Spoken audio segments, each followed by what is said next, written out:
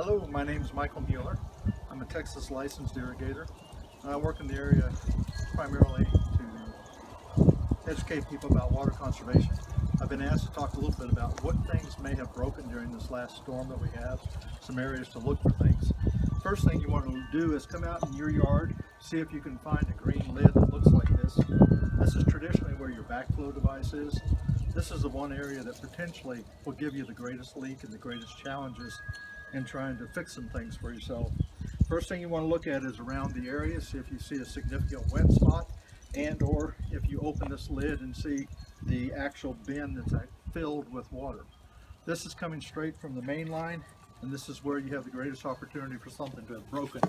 The water comes in here, comes in from this side on this particular one, and you'll have areas like right here, where any place where you have joints, you have a great opportunity for something to have frozen or broken. Sometimes the actual backflow device, this is called a double check backflow, this is an area that actually could have broken as well. If you see leaking in any of these areas down in this location,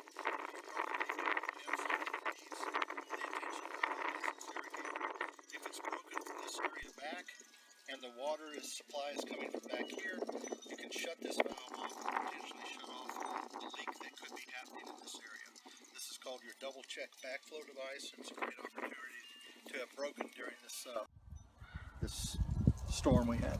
The first places to go if you think you have a leak is to come down to your water meter box. Most of the time you can open them usually with just a screwdriver by prying it open. There are some that the cities have locked, and if yours resists too much, don't try to get into it. Simply call your water utility and ask them to come out and take a look with you to determine if you have a leak. If you are able to get the box open, come down and look at the face of your meter. On this one you can see we have an actual needle, we have a small spoked wheel, and we have numbers here. In this we can see that if there was anything leaking at this point, this small dial would be going around in a circle indicating water flow. If this was going around, remember a few minutes ago we talked about a backflow device. You can go to your double check backflow, turn one valve off. If that stops turning after you've turned that valve off, then that indicates that the leak is in the main line of the irrigation system, and you call a licensed irrigator.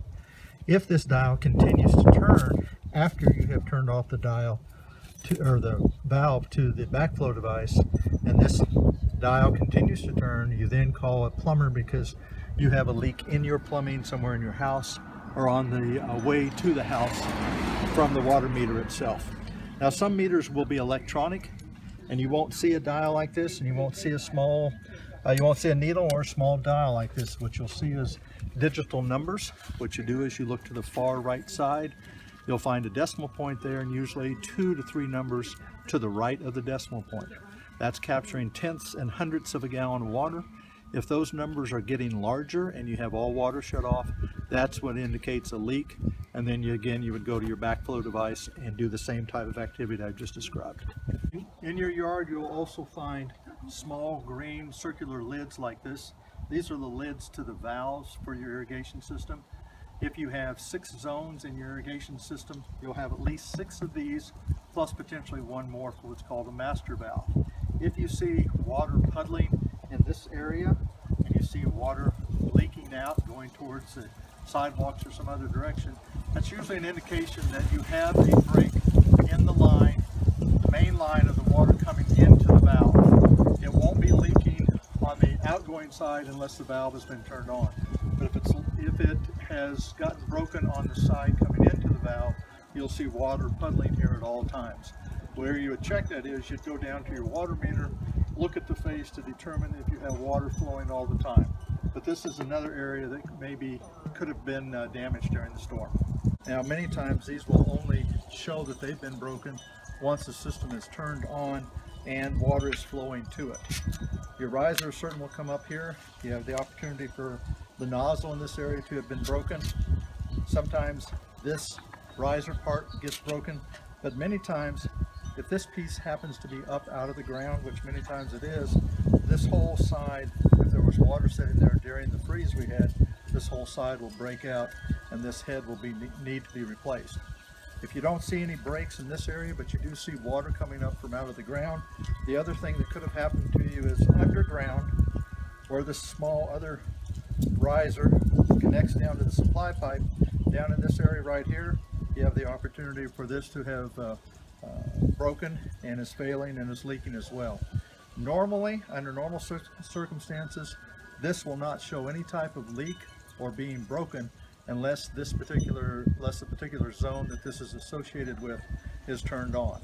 The only time you're going to see an ongoing leak is if it comes from the main line, and these heads come from a source called a lateral line, and so mostly you'll see that this is broken or having any issues only after turning your irrigation system on.